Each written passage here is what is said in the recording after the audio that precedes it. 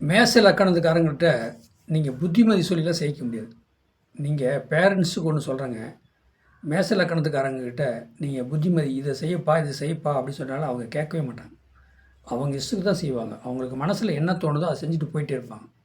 Parents சொல்லுவாங்க, பையன் வளர வளர பெரிய ஆளாக நம்ம சொன்னதே கேட்க மாட்டேங்கிறான், அவசரத்துக்கு போகிறான், அவசரத்துக்கு வர்றான் அப்படிங்கிற மாதிரி தான் மனநிலை இருக்கும். ஏன் அப்படின்ட்டா, இப்போ பையன் வந்து மேச லக்கணமாக இருக்கும், அம்மா என்ன மகர லக்கணம் கும்ப லக்கணமாக இருப்பாங்க.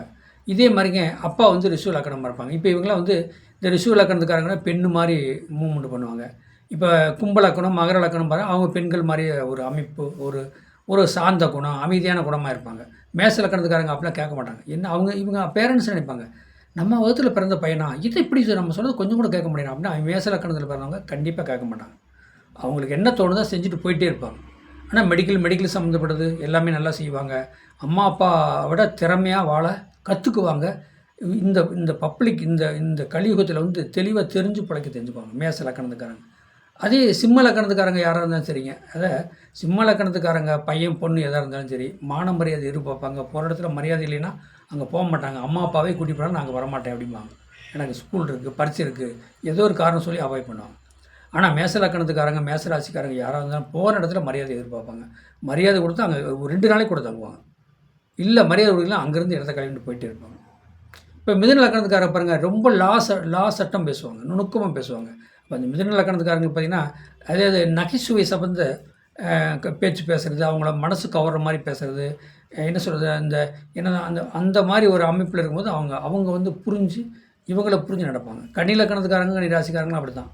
அது காலபுருஷனுக்கு வந்து 6ஆம் இடம் வந்து புதன்னா அவங்ககிட்டலாம் பேசிலாம் சமாளிக்க முடியாது. கெஞ்சி கிளறி போனால் ஓகே பண்ணுவாங்க, இல்லைன்னா கண்டிப்பாக அவங்கள செய்ய முடியாது. துலா லக்கணத்துக்காரங்க காலபுருஷனுக்கு 7ஆம் இடம் ரொம்ப கரெக்டாக இருப்பாங்க. இப்படி தான் இருக்கணும், இப்படி தான் ரூல்ஸு. இப்போ பசங்க பிள்ளையிலே பார்த்திங்கன்னா பயங்கர ரூல்ஸ் போடுவாங்க. நீ இப்படி தான் இத்தனை மணிக்கு எந்திரிக்கணும், இத்தனை மணிக்கு தூங்கணும், இத்தனை மணிக்கு இப்படி இந்த மாதிரி தான் அவங்க கண்டிஷன் பண்ணுவாங்க. அந்த கண்டிஷனுக்கு வந்து அவங்க ஒத்துக்கவே மாட்டாங்க. அவங்க இஷ்டத்தான் இருப்பாங்க. இதே தனுசு லக்கணத்துக்காரங்க பாருங்கள், தனுசு லக்கணக்காரங்க பெரும்பாலும் பார்த்திங்கன்னா பயங்கர உடம்பு கீட்டாக இருக்கும், மஞ்சள் நிறம். 2வது வந்து ஒரு இலக்கை நோக்கிட்டாங்கன்னு வச்சுக்க, கண்டிப்பாக அதை செய்ச்சியை காட்டுவாங்க. அப்போ அவங்க இலக்கை நோக்கியே தான் இருப்பாங்க. அந்த தனுசு லக்கணம் தனுசு ராசிக்காரங்க பாருங்கள், அவங்களுடைய இலக்கை நோக்கியே இருப்பாங்க. பேரண்ட்ஸு வளர்த்தாங்க, பெற்றாங்க, படிக்க வச்சாங்க, என்ன அதுக்கு மேலே நம்மளுடைய ஸ்டெப்பில் தான் நம்ம பொழைச்சிட்ருக்குறோம் அப்படின்னு சொல்லுவாங்க அவங்க. அவனை கேட்டால், நீங்கள் இப்போ நாங்கள் பிறந்தோம், கஷ்டப்பட்டீங்க, படிக்க வச்சிங்க, அதோடு முடிச்சுங்க.